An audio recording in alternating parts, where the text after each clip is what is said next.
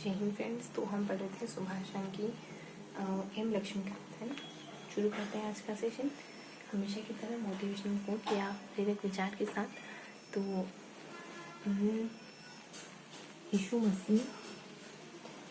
ईसा मसीह किसी रास्ते से होकर गुजरे, वहाँ मछुआरे मछलियाँ पकड़ रहे थे, तो मतलब मछुआरे देखे, तो वो कहते हैं कि चलो, कौन तुम में से कोई मेरे साथ आना चाहता है? तुम्हें एक बड़ा तालाब दिखाता हूँ जहाँ खूब मछलियाँ, जहाँ मछुआरा ईश्वर है और मछलियाँ हम हैं। चलना चाहता है क्या कोई ऐसी जगह? तो एक मछुआरा साथ हो गया, वो आध्यात्मिक किस्म का व्यक्ति होगा, तो एक मछुआरा उनके साथ हो गया। उसका भाई पीछे साथ, उसका भाई आवाज़ जगह कहता है कि क्या कर रहे हो, कहाँ जा रहे हो? जानते पहचानते नहीं इस आदमी को, और क्या किन बातों में पड़ रहे हो, है ना। तो वो अपने तरीके से जवाब देके चला जाता है उसके साथ, ठीक है। तो हमारे जीवन का एक लक्ष्य होता है, सबके जीवन का एक लक्ष्य होता है, ईश्वरत्व को पाना। आप चाहे कुछ भी कर रहे हो, चाहे आप अपने आप को नास्तिक कहें, चाहे अपने आप को आस्तिक कहें, लेकिन हम सबके जीवन का मकसद ईश्वरत्व को पाना ही होता है। आप नास्तिक भी हैं तब भी आप चाहते हैं कि आप अपने काम में सबसे अच्छा करें, सबसे बेहतर करें, अच्छे से अच्छा करें। और ये अच्छे से अच्छा करना क्या है? नास्तिक है तो आप कभी नहीं कहेंगे कि मैं नास्तिक हूँ, आप उस एक मत को ही मानते चले जाते हैं, उस एक चीज़ को ही फॉलो करना चाहते हैं। ये फॉलो करने में जो सच्चाई है कि मैं नास्तिक हूँ, ये जो सच्चाई है वो क्या है? वो भी तो ईश्वर है ना। तो आप कितना भी कह लें, लेकिन हम हमारा मूल कोर ईश्वर ही है, हमारा मूल कोर सच्चाई है, अच्छाई है, पवित्रता है। हम जहाँ भी रहते हैं, हम जो भी करते हैं उसमें हम बेहतर करना चाहते हैं, अच्छे से अच्छा करना चाहते हैं। आपको लगता है कि आप आस्तिक किस्म के व्यक्ति नहीं है, लेकिन आपको कपड़े बहुत अच्छे से अच्छे चाहिए, तो ये क्या है? अच्छा चाहना, अच्छा पाना, अच्छा सोचना कि मैं अच्छे से अच्छा लगूँ। आप मैं किसको कहते हैं? आप किसी के लिए तो अच्छा सोच रहे हैं ना। आप मैं अपने आप को मैं कहते हैं, लेकिन आप आपके दिल में जो सच्चाई आ रही है ना, उस समय कि कोई अच्छा लगेगा, चाहे मैं ही क्यों ना हूँ, वो जो अच्छाई आ रही है वही ईश्वर है ना। तो आप भाग नहीं सकते इससे, हमेशा आप इससे लिप्त हैं, ठीक है। तो शुरू करते हैं। आज हम नीति निर्देशित तत्व पढ़ रहे थे, तो आपको नीति निर्देशित तत्व को आगे पढ़ेंगे। हम कहाँ तक पढ़ चुके हैं? हम 8 पॉइंट में ही नीति निर्देशित पढ़ेंगे, है ना।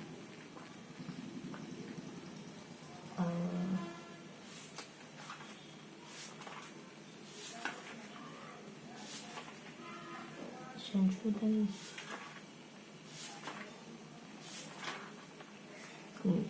हम यहाँ से पढ़ेंगे।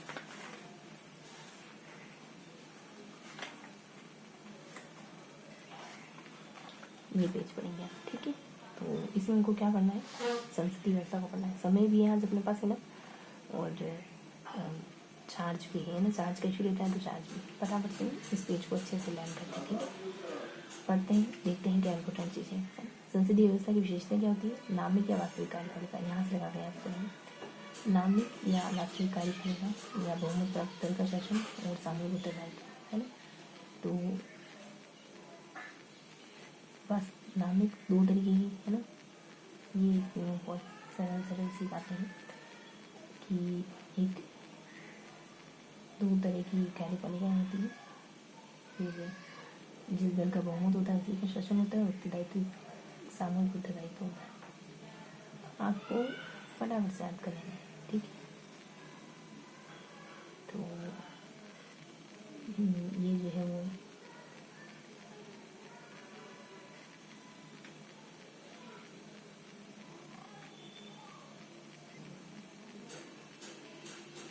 जो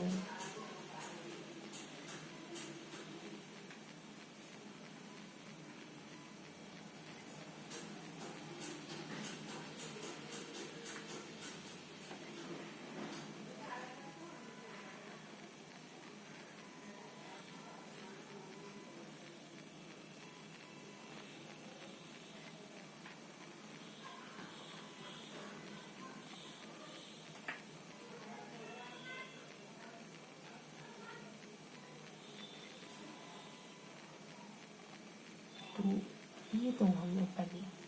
अब यहाँ थोड़ा सा बताऊँ आपको, नामिक और वास्तविक कार्यपालिका। नामित सिर्फ नाम की, नामित सिर्फ नाम की, ये संसद की सरकार की विशेषता है ना।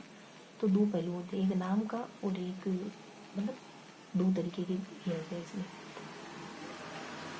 पहले एक सिर्फ पद है और एक वो पद है जो वास्तव में कुछ कार्य करते हैं, है ना। मुख्यमंत्री हो गए, मंत्री वगैरह हो गए, राष्ट्रपति और राज्यपाल उतने प्रमुख नहीं होते। फिर बहुमत दल का प्रतिनिधित्व होता है। 74 कहता है कि आपको मंत्रिपरिषद बनानी है। बहुमत दल का नेतृत्व, बहुमत दल की सरकार बनती है। लोकसभा में जिस भी दल को बहुमत मिलता है उसकी सरकार बनाई जाती है। और राष्ट्रपति जो है मुख्यमंत्री नियुक्त करता है, फिर मुख्यमंत्री राष्ट्रपति मंत्री को नियुक्त करता है। फिर सामूहिक दायित्व होता है। तो जो भी मंत्री बने हैं उसका संसद के प्रति, देश के प्रति और संविधान के प्रति एक उत्तरदायित्व होता है। ये शायद है ना, यही है शायद हल्का का। देखते हैं कि यही है क्या बिल्कुल।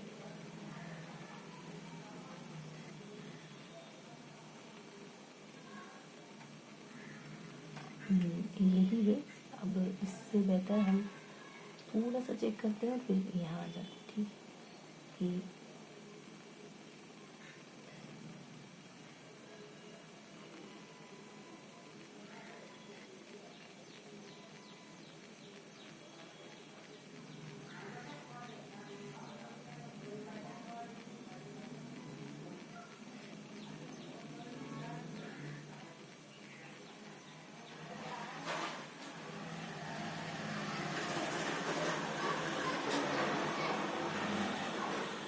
यहाँ देखते हैं कि इस पूरे पैराग्राफ में मतलब यहाँ बेसिक बात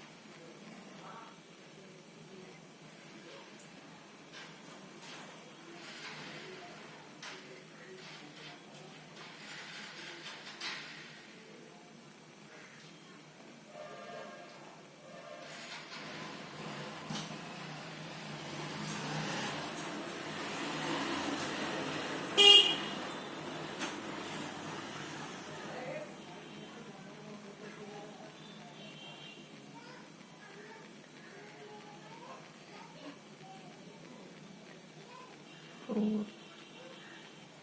इस पैराग्राफ में ना कुछ बहुत बेसिक सी बातें, बहुत ये कि कहाँ ऐसी सरकार है संसदीय, कहाँ ऐसी सरकार नहीं है, इस सरकार के बारे में क्या मत है जेएनयू के, और ब्रिटिश काल की स्थिति है ना। तो ऐसी सरकार कहाँ है,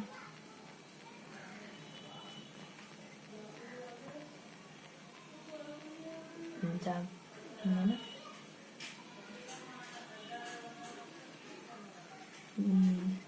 ये कुछ देश है, ब्रिटेन, जापान, कनाडा, भारत, जहाँ ऐसी सरकार है। कैबिनेट,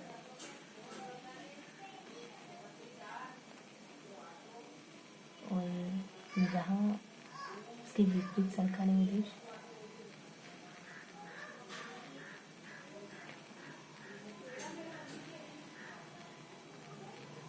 है ना।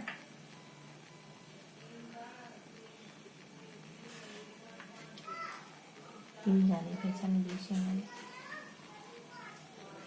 फिर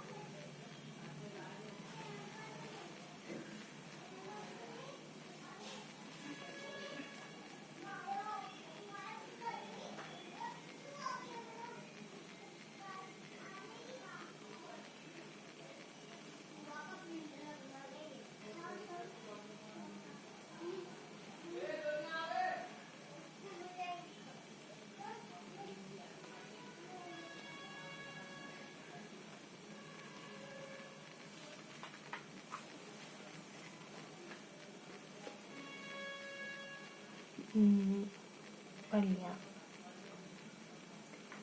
3 छोटी छोटी सी विशेषताएं यहाँ, और यहाँ बहुत थोड़ी थोड़ी सी बात संसदीय सरकार की,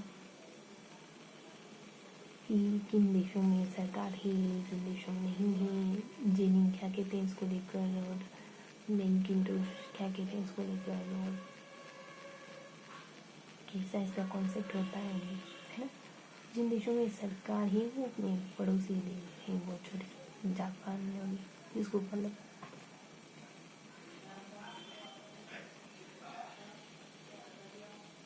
हमारी पड़ोसी देश ही है, मतलब पड़ोसी तो नहीं, जाने माने ना है।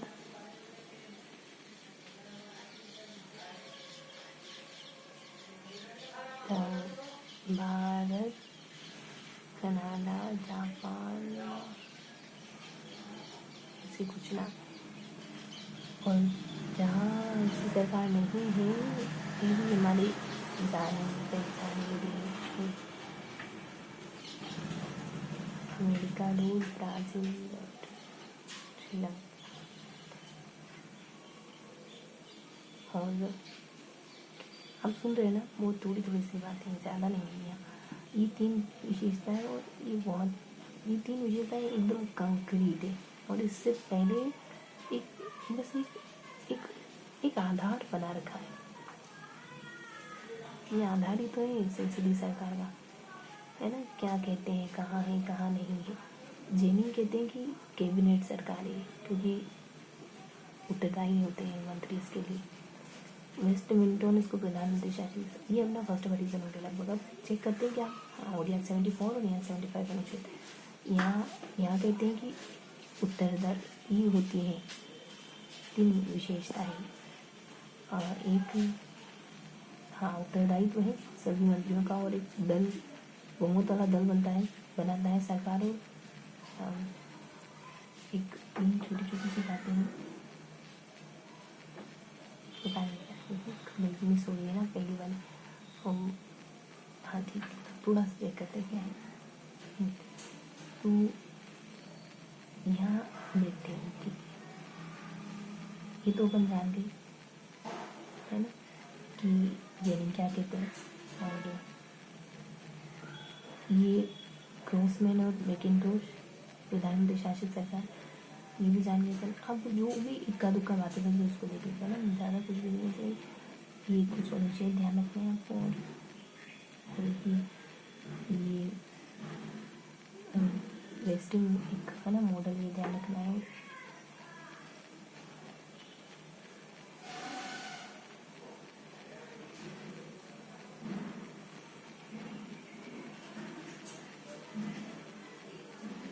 और एक मतलब एक करना,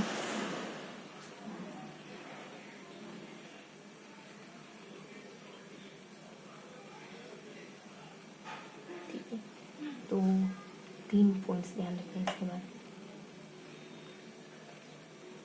ठीक है। तो ये अपना सेकेंड बार रिविजन हो गया, हल्का हल्का सा है बस, कि 3 पॉइंट हैं यहाँ, विशेषताएं, 3 विशेषताएं, बहुत मतलब अहम बातें तो यही हैं।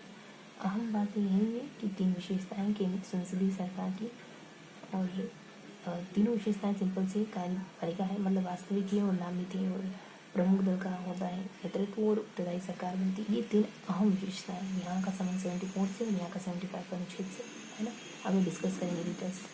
बाकी इसके अलावा जो भी देखते हैं वो बेस है, एक आधार है, एक हल्की सी मतलब पृष्ठभूमि बना रहे, किन देशों में है किन देशों में नहीं है, कौन व्यक्ति क्या कहता है। वेस्टमिंटन, जेनिंग है, मैकिंटोश है, ये अलग अलग व्यक्ति सरकार को लेकर क्या बात करते हैं, और अनुच्छेद, है ना। इसके अलावा कुछ इक्का दुक्का बातें और हैं, मुश्किल से 2-3 बातें और होंगी इसके अलावा। ये हमने सेकेंड बार रिवाइज करेंगे, थर्ड बार रिवाइज करेंगे। तो मेन तो 3 विशेषताएं हैं सरकार की, है ना, नामित है, कार्यपालिका, प्रमुख दल है, और उत्तरदायी सरकार। बस हमको इतना ही पढ़ना है।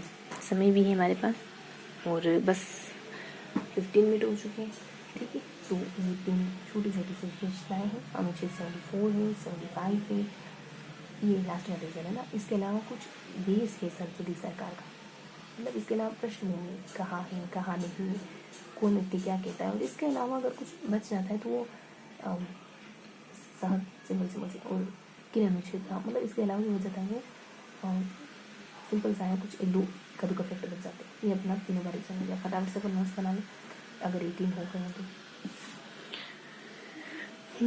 अभी 2 मिनट बचते हैं तो क्या करते हैं अपन, पेन घुमाते हैं ना तो पेन घुमा लेते हैं। पेन भी घुमाते हो तो अगर बहुत ज़्यादा समय होता है तो फिर हम थोड़ा सा गैप लेते हैं और अपने थोड़ा सा गैप ले लेते हैं। बहुत ज़्यादा समय होता है चूँकि उतने ही समय में हम पूरा उतना ही समय लेना है, बीच वाला समय कवर भी करना है, तो इन बीच में थोड़ा सा कट जाती हूँ। आप स्किप करके देख लेंगे ना, क्या करेंगे क्या करेंगे, है ना। तो थोड़ा सा पेन घुमाएंगे, अभी तो समय है हमारे पास।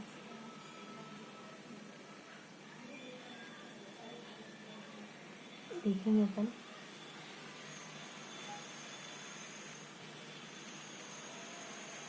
18 हो गए तो भले आप रोक भी सकते हैं, ऐसा नहीं है ना। 18 है तो जल्दी जल्दी से पेन घुमा लें।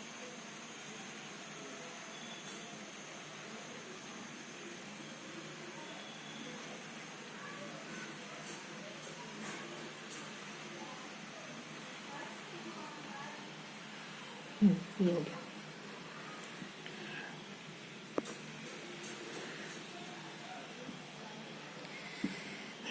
देखो बस इसको 18 पे ही बनाएंगे नोट्स तो।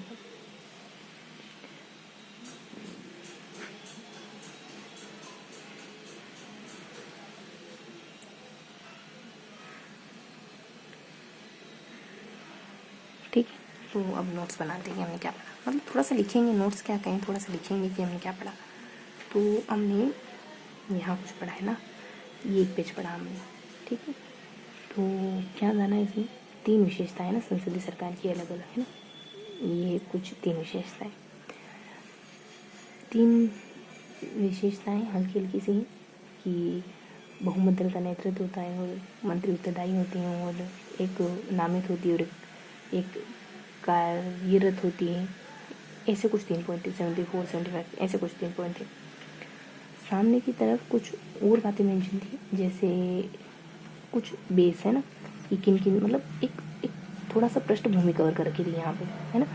किन देशों में है, किन देशों में नहीं है, और कौन से व्यक्ति इसको लेकर क्या कहते हैं, मतलब इसको लेकर के अलग अलग कोटेशन है, सरकार को लेकर अलग अलग मत हैं, कोटेशन अलग अलग मत हैं, अलग अलग व्यक्तियों को अलग अलग मत है ना। एक और व्यक्ति का नाम है, उसको देखना पड़ेगा थोड़ा सा, उनको देखना पड़ेगा थोड़ा सा। और इसके अलावा कुछ अगर बच जाए तो इसको बातें ज़्यादा नहीं, छोटी छोटी सी बातें कि कौन से अनुच्छेद वगैरह 74 75 16 दिन वैसे पूरा जो है, और एक नामित प्रथम वगैरह करके कुछ कहते हैं, और एक और हल्का सा वन था, बहुत ज़्यादा नहीं, ठीक है। अब क्वेश्चन मार्क अपना एक यहाँ है, एक और कहीं लगाना चाहें अपन तो हाँ, एक थोड़ा सा कॉन्सेप्ट यहाँ था, क्वेश्चन मार्क क्लियर करते हैं फिर खत्म करते हैं, ठीक है। तो देखो यहाँ कुछ समझा रखा, फटाफट से पढ़ लो। आधुनिक लोकतांत्रिक सरकार है, सरकार की कार्यपालिका विधायिका के मध्य संबंध की प्रकृति याद आता है।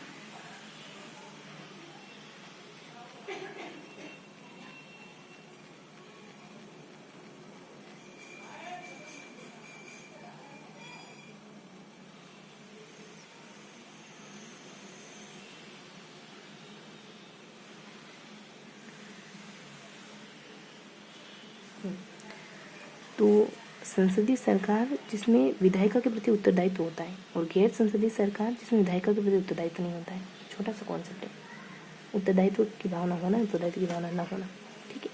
तो ये क्वेश्चन मार्क कंप्लीट हो गया अपना। कहाँ थे, ये क्वेश्चन मार्क कंप्लीट हो गया। अभी यहाँ मैं कुछ बता रही थी, वो देख रहे थे, फिर खत्म कर रहे। यहाँ मैं कहना चाह रही थी कि एक